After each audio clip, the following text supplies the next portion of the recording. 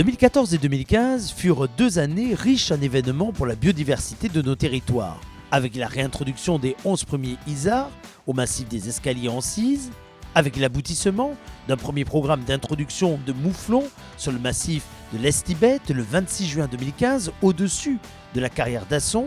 En effet, à l'initiative des chasseurs d'Asson, Arthès d'Asson et Bruges, et grâce au soutien du Conseil régional d'Aquitaine, 13 mouflons d'origine corse et sarde ont été lâchés pour renouveler le sang de la population installée autour du massif de Pibeste.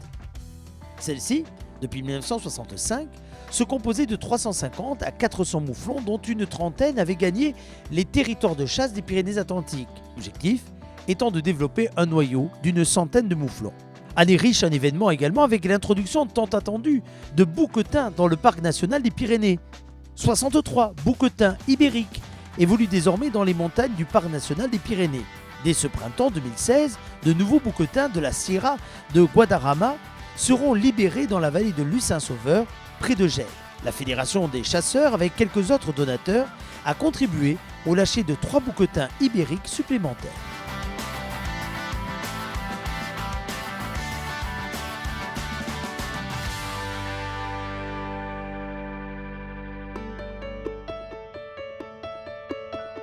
En décembre dernier, un nouvel accord intervenait avec le parc national pour reprendre la dernière phase des opérations de capture d'isards dans le parc national, secteur Ossau cette fois-ci.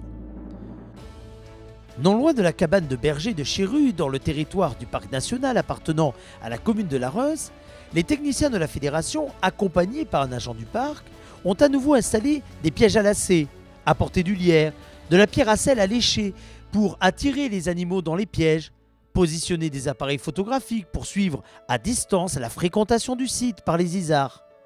Quelques journées de préparation pour une capture incertaine, avec une météo très particulière, une pellicule de neige, des températures élevées, la fonte instantanée de la couverture neigeuse. Néanmoins, au terme d'une bonne vingtaine de journées, nos équipes ont réussi à capturer 8 isards supplémentaires. Notre objectif était donc atteint.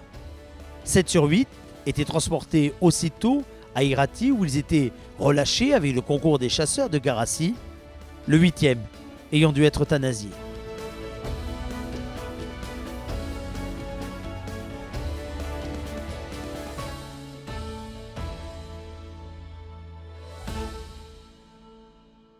Nous menions à bien également la seconde tranche d'introduction de mouflons au massif de l'Estibet sur Arthès d'Asson et relâchions 6 nouveaux animaux, 2 femelles, 3 mâles et une petite femelle de 5 jours née après la capture aux Angles dans les Pyrénées-Orientales.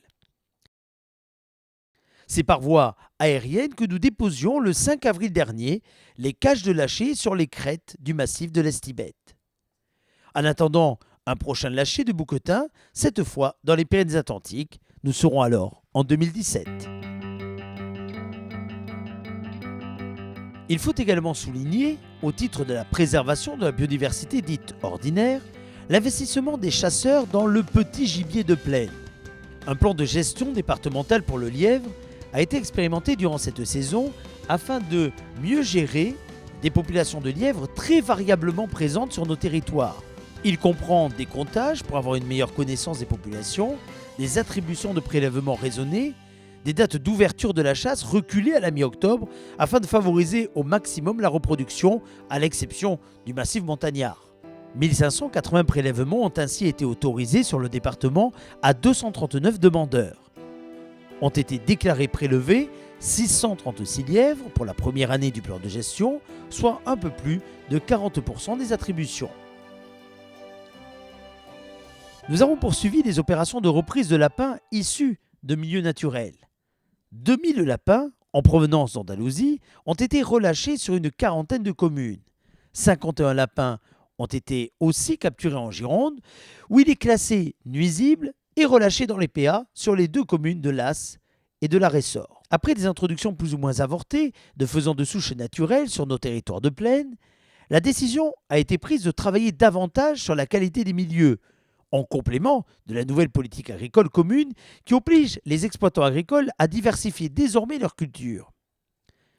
Nous avons accompagné la mise en place de cultures favorables au petit gibier et racheté des bandes de culture restées sur pied après la récolte, donnant ainsi gîte et couvert une grande partie de l'année à la petite faune sauvage. Une cinquantaine de demandes ont été accompagnées par la Fédération des chasseurs. Cela suffira-t-il pour aider au retour du petit gibier de plaine? Car un autre facteur, et non des moindres, la prédation, rend bien difficile tous les efforts accomplis pour préserver du gibier sauvage. Le premier noyau d'Isard, réintroduit en 2014-2015, a donné lieu à la naissance de 7 chevrons. Pour les mouflons, ce dont nous sommes certains, c'est que les 13 premiers individus relâchés ont bien fait la connaissance avec leurs congénères des Hautes-Pyrénées au massif de l'Estibet. Plus généralement, comment se porte la population d'Isard sur notre massif? Retour pour cela sur les comptages de printemps. Des moments riches de débats avec les chasseurs, car malgré un développement constant de cette population, certains noyaux ne se portent pas aussi bien. Des décisions courageuses ont été prises afin de limiter les prélèvements dans des secteurs moins bien pourvus. 4178 isards ont été retenus dans le dénombrement des effectifs. On assistait à une baisse des effectifs de 20% sur certains territoires. Le plan de chasse proposé était de 493 animaux, en baisse d'environ 20% par rapport à l'année précédente. Le plan de chasse 2015 a été réalisé à 81% avec 400 animaux prélevés. Le bilan pour la population des galliformes de montagne est contrasté. Pour la perdrix grise, une reproduction moyenne de 10 à 12 oiseaux pour 100 hectares a permis aux chasseurs de faire 170 sorties, mais de prélever simplement 68 perdrix. L'indice de reproduction moyen des grands tétras étant inférieur à un jeune par poule, il n'autorisait pas la chasse. Pourtant, nous n'avons pas compté nos efforts pour maintenir ces espèces remarquables en montagne. Plusieurs semaines de comptage par an, au champ et après reproduction, plusieurs journées de balisage et clôture en montagne, plusieurs milliers d'euros investis dans des aménagements. Les habitats ne sont-ils pas en cause? De même que l'emprise des loisirs de plein air sur nos montagnes.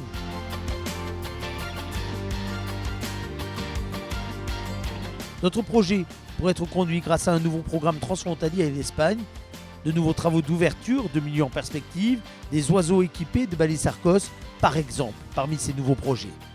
À souligner également une meilleure sérénité des échanges dans les travaux et les réflexions et les autres gestionnaires ou défenseurs de la nature que sont le Parc national, le FIEP ou la CEPANSO.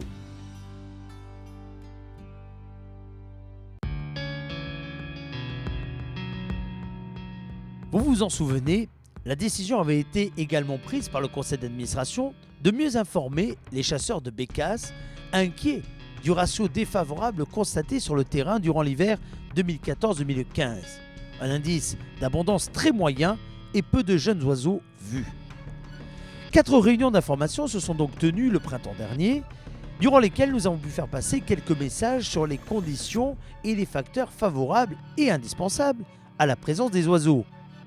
Les participants présents à ces réunions ont été recontactés afin de constituer un réseau fédéral bécasse et d'enregistrer ainsi, au gré des sorties de chasse, le nombre d'heures chassées, le nombre de bécasses différentes vues afin de le comparer, évidemment avec l'indice d'abondance, celui des bagueurs, mais également de disposer des tendances de l'âge ratio. Des températures anormales dans toute l'Europe, sans exception. Et de telles situations n'avaient jamais été connues à une aussi large échelle. L'absence de froid a amené une répartition inhabituelle des oiseaux. De fortes abondances dans le quart nord-est de la France, le plus souvent des effectifs très faibles dans le sud, ont également été constatés. Les bécasses habituées à hiverner sur nos territoires sont revenus comme en témoigne le suivi des oiseaux baguets et repris à la chasse, ou encore le suivi sur notre site expérimental de la Longue dans le Vic-Bilh.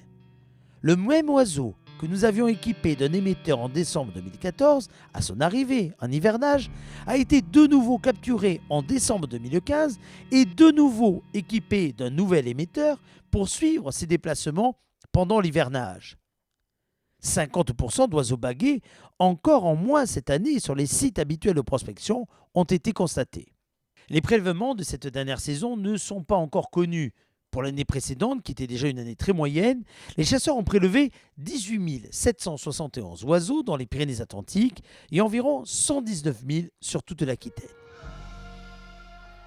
Nous avons poursuivi la sensibilisation des chasseurs et des propriétaires d'installations de tir à la charte des chasseurs de Palombes. Après le secteur de Baïgori en 2014, nous nous sommes déplacés dans l'Ostibaré cet automne. Toujours les mêmes consignes, ne pas tirer les oiseaux hors d'atteinte, utiliser des munitions adéquates. La migration 2015 est restée dans la logique des dernières migrations, quelques journées de migration dense, voire très dense. Sur 4 journées, les 30 et 31 octobre, les 1er et 2 novembre, plus d'1 130 000 oiseaux ont été observés sur les 4 postes de comptage par vent de sud-est, parfois violent. Quelques autres, avant les 20 et 26 octobre, et les derniers après les 6 et 7 novembre, soit un total de 1 635 824 palombes. Un effectif en deçà de la moyenne de ces 18 dernières années, même si 2012 demeure une année exceptionnelle. 66,5% des oiseaux sur Urugne, 9% des oiseaux sur Sarre, 12,5% des oiseaux sur Banca et 12% des oiseaux se situaient sur Arnegui. Mais un très bon hivernage a été constaté, 175 000 oiseaux comptés en décembre et 169 000 en janvier. Au terme des 5 années du programme Argos sur la palombe, que pouvons-nous dire? 4 oiseaux sont encore suivis. L'un, équipé dans les Landes pendant l'hivernage, a fait sa migration retour vers la Norvège. Il a hiverné dans le département de l'Aisne pour revenir en Norvège à l'été 2015. 2 autres, équipés en Tarn-et-Garonne, ont suivi des trajectoires différentes. L'un a niché à 2 reprises en République tchèque et a fréquenté des zones d'hivernage différentes, Allemagne et Dordogne. Le second est resté dans le Tarn-et-Garonne où il est encore présent. Enfin, le 4e équipé, également dans les Landes, est resté lui aussi sur la zone. Après maints épisodes, nous avons réussi à restituer à la quasi-totalité des territoires qui y ont participé une cartographie actualisée des postes fixes de chasse des oiseaux de passage. Nous détenons ainsi une base de données de 5 784 postes fixes. Nous avons bagué avec succès 2069 alouettes, c'est-à-dire plus de 800 que l'automne précédent avec les fédérations du 40 et du 47. Pour quelles conclusions et avec quels objectifs? Au terme de 16 années de bagage, nous constatons que plus de 54% des oiseaux sont capturés la nuit entre les 21 et 30 octobre. Les femelles migrant d'abord, les mâles ensuite. Estimer les populations migrantes, connaître la provenance des oiseaux sont autant d'éléments nécessaires afin de défendre nos quotas d'alouettes départementaux pour nos chasses traditionnelles aux pentes. Monsieur Salméron, chasseur de griffes d'origine provençale et nouvellement venu dans les Pyrénées-Atlantiques, impliqué dans le réseau griffes de son département d'origine, a été à l'initiative de la construction d'une nouvelle association départementale des chasseurs de griffes, et celle-ci compte déjà une centaine d'adhérents. Faire connaître cette chasse, en particulier à des jeunes chasseurs, animer un réseau griffes sur le département, sont des objectifs poursuivis par cette association et nous l'en félicitons. Pouvoir chasser le sanglier et le chevreuil tout en maîtrisant les dégâts aux cultures a été également une source de satisfaction non négligeable, même si certaines zones sensibles retiennent toujours notre attention. Tel est le cas par exemple de la haute vallée d'Aspe qui cumule plusieurs handicaps.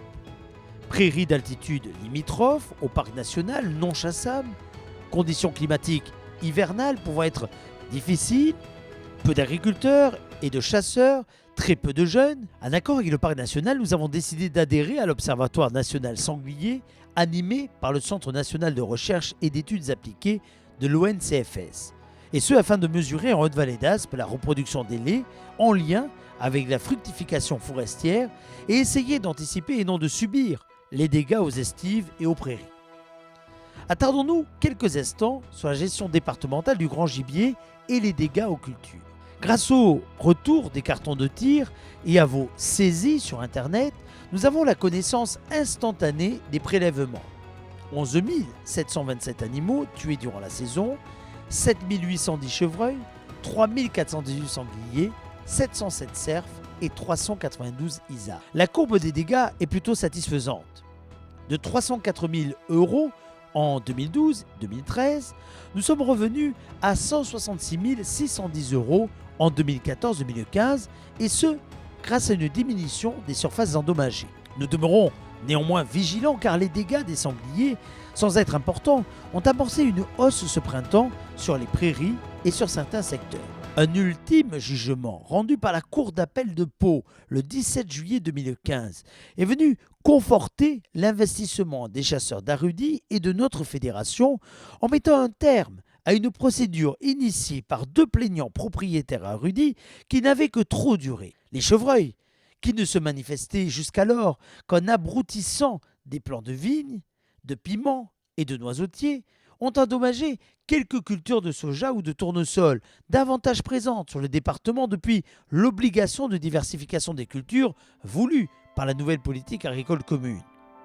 Des assouplissements dans la réglementation de la chasse du cerf avec l'avancée des dates d'ouverture de la chasse devraient aider les chasseurs à réguler ces animaux qui, peu à peu, gagnent de nouveaux territoires. De la Cise vers l'Ostibaré, de la Soule vers la vallée d'Aspe, des Hautes-Pyrénées vers le massif du Bois Henri IV. La création de passages à gibier supérieurs et inférieurs sur l'autoroute A64, travaux communs avec le département des Landes, devrait faciliter les déplacements des grands animaux et limiter les risques d'accidents de la circulation sur l'autoroute de moins en moins étanches. Avec l'aide de tous, agriculteurs, piégeurs, chasseurs, mais également de l'administration, nous avons finalement maintenu le classement nuisible de toutes les espèces du département pour une nouvelle période de 3 ans, allant de 2015 à 2018. Mais une année s'est déjà presque écoulée.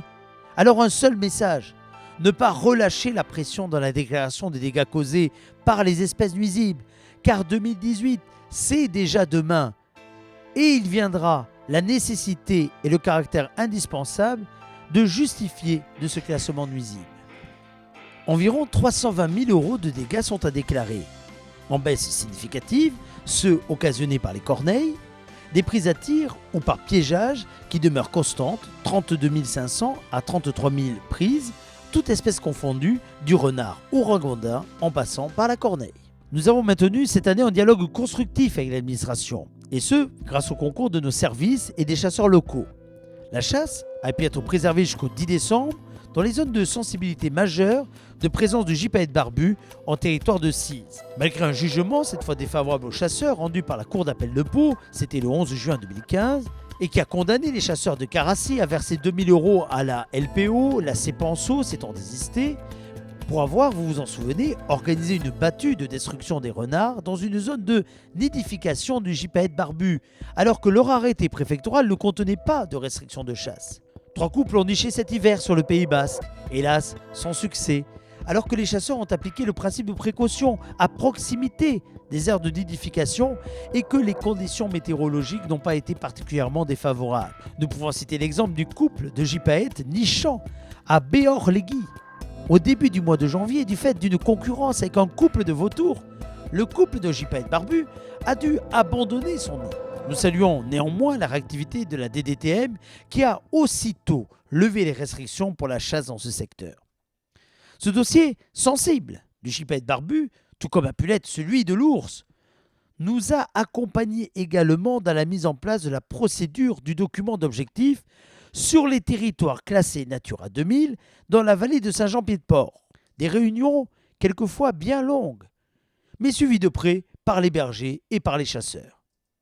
Suite à une collision avec un câble en vallée d'Aspe, puis une chute dans les branchages, un gypaète s'est sérieusement blessé. Il a été récupéré par les agents du parc national à Borst et conduit au centre de soins des Galaldia pour la faune sauvage à Ustaritz. Il a été pris en charge pendant 5 mois, a subi des interventions chirurgicales très fines, grâce au soutien financier entre autres de la Fédération des chasseurs. Il a finalement été relâché ce mois de septembre à l'endroit même de sa capture dans la montagne d'Espelunguer.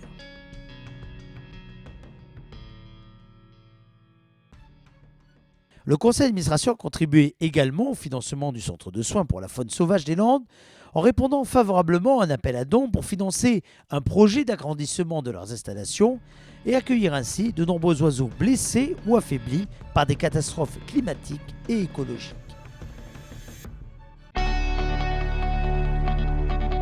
La saligue aux oiseaux dont nous sommes devenus propriétaires fait l'objet en ce moment de l'attention de tous nos partenaires. Agences de l'eau, Conseil départemental, Conservatoire des espaces naturels, Communauté des communes de la Cortèze, Fondation pour la protection des habitats, Syndicat du Gave de Pau.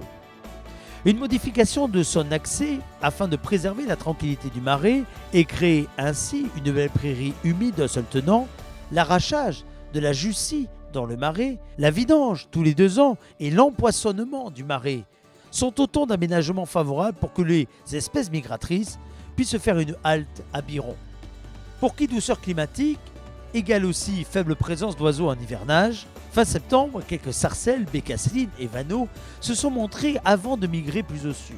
Excepté quelques mouvements, comme aux alentours du 20 novembre, les oiseaux d'eau n'ont pas été au rendez-vous et les réserves sont vides pour la 3e année consécutive. Tous ces aménagements vont aussi nous permettre de créer un sentier pédagogique d'intérêt et d'accueillir, conformément à nos accords avec l'Agence de l'eau, le public scolaire qui viendra en nombre, nous l'espérons. Nous avons, avec la base de loisirs d'Orthez, fait également l'offre commune d'une journée découverte aux écoles du département afin de favoriser les sorties scolaires. Soulignons quelques points qui demeurent préoccupants. Tout d'abord, des épizooties qui perdurent avec la présence de la tuberculose bovine. Au cours de cette dernière campagne, 330 blaireaux et 448 sangliers ont été analysés. 7 animaux confirmés positifs à ce jour, 4 blaireaux sur Mazerolles, La Reute et Agnoa, 3 sangliers sur Garlin, Monin, Saint-Laurent de Bretagne. Parallèlement, la contamination des cheptels bovins perdure, puisque pendant la même période, 16 cheptels ont été déclarés infectés dans le département, avec une extension de l'infection à l'est du département, au centre et dans le Pays basque. La campagne Sylvatube a concerné 258 communes. Nous avons également noté le retour du virus sur l'influenza aviaire que nous n'avions pas revu sur le département depuis 2006. Un premier cas est apparu en Dordogne dans une basse-cour, puis peu à peu, 69 cas se sont succédés dans les 8 départements du sud-ouest, 91% des foyers étant concentrés dans 4 départements, la Dordogne, les Landes, les Pyrénées-Atlantiques, le Gers. 27 cas ont été détectés suite à des signes cliniques. Les 42 autres détectés dans le cadre du programme de surveillance. Un premier cas a été identifié dans le département au début du mois de décembre. Le virus, faiblement pathogène au début, mutait en influenza aviaire hautement pathogène. Et ce, d'après les indications de l'Agence de sécurité sanitaire dans un rapport rendu le 14 décembre. La chasse des oiseaux et la chasse avec des chiens courants ont été suspendues dès le début du mois de décembre dans les Landes. Suite à de nouvelles instructions de la Direction générale de l'alimentation du ministère de l'Agriculture, le préfet du département suspendait la chasse des oiseaux le 29 décembre. Puis la chasse rouvrait finalement le 15 janvier dans les 2 départements, Landes et Pyrénées-Atlantiques. Un vide sanitaire total était lui décidé sur 18 départements dans les élevages de canards. Les chasseurs de gibier d'eau ont craint pendant quelques jours pour leurs appelants.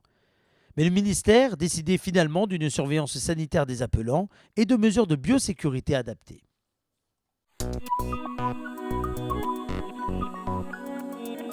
La plus importante de nos préoccupations demeure malgré tout la courbe du nombre de chasseurs.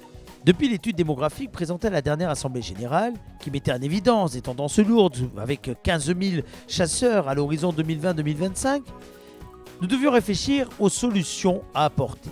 Défaut de petits gibiers naturels, manque de temps, coût de la pratique de la chasse, un accès souvent difficile à un territoire de chasse, une réglementation contraignante sont autant de raisons pour ne pas chasser. Les difficultés d'ordre réglementaire nous ont conduit à rencontrer le vice-procureur en charge de l'environnement au parquet afin d'étudier avec lui la mise en œuvre d'une procédure d'avertissement pour des infractions à la chasse qui ne méritent pas un procès verbal. Les difficultés rencontrées par le système judiciaire avec son manque de moyens patents ne nous ont pas permis d'avancer aussi vite que nous l'aurions souhaité. Mais rendez-vous est pris avec le représentant du parquet général. Dans un même temps, quelques valeurs sûres nous donnent envie d'espérer. Citons parmi elles la recherche du contact avec la nature, de la qualité de vie, de la convivialité. Un retour vers ces valeurs qui doit nous mobiliser afin d'agir pour notre propre renouvellement, pour accueillir sur nos territoires et pour mutualiser nos moyens. Un retour rapide sur 2015 enfin. 471 personnes inscrites au permis de chasser. Un taux d'absentéisme de près de 11%, près de 79% de candidats reçus. Une première, avec une session spécifique aux agriculteurs en décembre, une mention spéciale pour eux, un taux de réussite supérieur aux autres candidats de 83%. 19 253 adhérents ont validé ainsi un permis de chasser en 2015-2016, soit 590 de moins qu'en 2014-2015, une diminution conséquente. L'expérience que nous avons menée à la fin de l'été à la foire de Pau nous démontre que nous disposons d'atouts. La découverte de la chasse par la convivialité, par la qualité de son gibier a été saluée par tous. Notre restaurant, quoique amateur, a connu un vif succès. Que n'avons-nous pas ri autour des chevreuils et des sangliers qui ont tourné des journées entières à la broche au-dessus de 2 baignoires remplies de braise par 30 degrés dans les allées de la foire exposition. Mais le public a été tout aussi enthousiaste sur notre centre fédéral dans lequel M. Pic, fabricant d'arcs et membre de l'association des chasseurs à l'arc, nous a accompagnés chaque jour en ne cessant jamais d'expliquer et de réexpliquer la jeunesse de la chasse à l'arc à des visiteurs venus nombreux.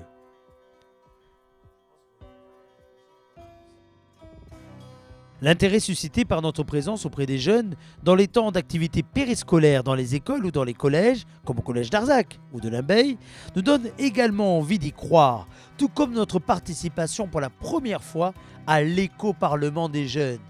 Alors un grand merci à tous et en particulier à nos présidents pour qui la tâche n'est pas toujours aisée. Il faut gérer des hommes et leur meute. Il faut penser sécurité, complexité réglementaire, gestion administrative et ce, à l'ère d'Internet. Saluons les initiatives prises par certains présidents de regrouper leur territoire et leurs chasseurs. Ces regroupements ont été au nombre de 6 en 2015. À tous, un immense merci.